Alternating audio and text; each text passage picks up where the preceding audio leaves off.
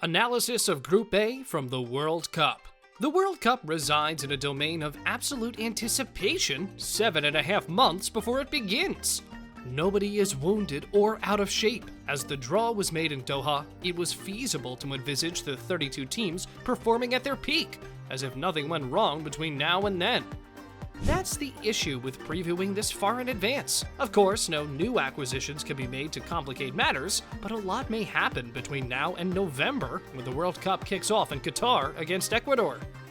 We do know that this will be a popular combination of teams. Qatar is the sole newcomer. It was a tough loss for other teams as Wales punch it ticket to the World Cup 2022. And this might point to a growing perception that the growth of football experience in the 1980s and 1990s is coming to an end, that money is beginning to dominate the international game as big Western European nations spend on youth development. After all, the previous 4 World Cup champions have all been European, and 13 of the 16 semi-finalists have all been European. Moreover, although Africa may want greater representation, it has had 16 participants in the previous 3 World Cups, with just 3 sides advancing from their group. Today, I will explain to you an analysis of Group A from the World Cup. Before we begin, please leave a like and subscribe to the channel if you want to see more stuff. Now, let's get started. South Africa was the only World Cup host country to fail to advance past the group stage in 2010. It's difficult to assess the form of hosts who have not had to compete in qualifiers, but Qatar's record of severe defeats by Portugal, Ireland, and Serbia last autumn, followed by a draw against Azerbaijan, raises worries. They did, however, win the Asian Cup in 2019 under their Spanish coach Felix Sanchez. They will open the tournament against Ecuador, who qualified for their 4th World Cup despite losing 6 of their 18 qualifiers. The Netherlands is perhaps the best team in the group, having been rescued out of the seething crisis of the previous 7 years by the reappointment of Louis van Gaal, who took them to 3rd place in Brazil in 2014. Despite failing to score the goals that their offensive prowess promises, Aliou Cissé's well-organized and physically intimidating Senegal are the African champions. No coach has been as open as Louis van Gaal in his criticism of the World Cup being held in Qatar, which could add to the tension when his Netherlands team plays the host. Van Gaal guided the Netherlands to 3rd place in the World Cup in 2014.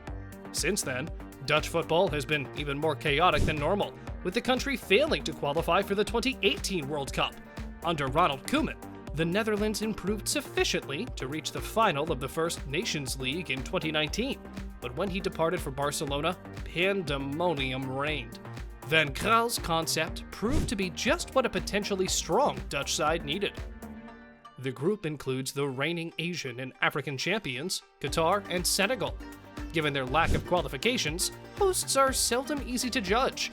But despite their Asian Cup victory in 2019, there must be concerns about a succession of severe defeats to Portugal, Ireland, and Serbia last autumn, as well as a draw against Azerbaijan. South Africa, on the other hand, is the only host country that did not advance from the group stage. Given that the host nation, Qatar, was automatically assigned to Group A, this was always going to be the most desirable quartet. There's something to be said for relishing glory matches against perennial powers, but the most enjoyable outcome for every team and fan base is winning games at the World Cup. And Qatar provides the best opportunity for everyone else to do so. The Netherlands, Senegal, and Ecuador are thus the largest beneficiaries. The Dutch, who appear to be back on track under Louis van Gaal after a mystifying slump, is the best of the tournament, but reigning African champion Senegal is the more fascinating team. Aliou Cissé's side is loaded with star power, strong defensively, and possesses a real game breaker in Sadio Mané, who will be eager to pull one over on Virgil van Dijk.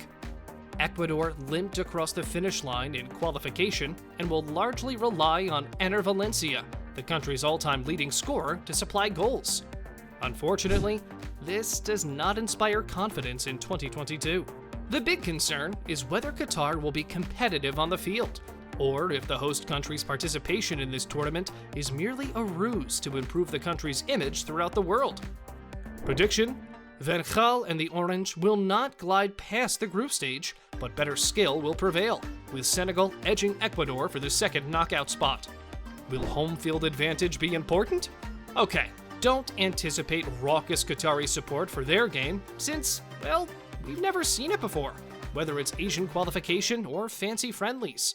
But they know the region and the grounds, and hosts frequently get a little of the rub of the green. They need to win against Ecuador to have a chance. But weirder things have happened. Thank you for watching. Please like, subscribe to the channel, and switch on post alerts to see more of our future videos. With that stated, please continue to enjoy our films, and I'll see you in the next one.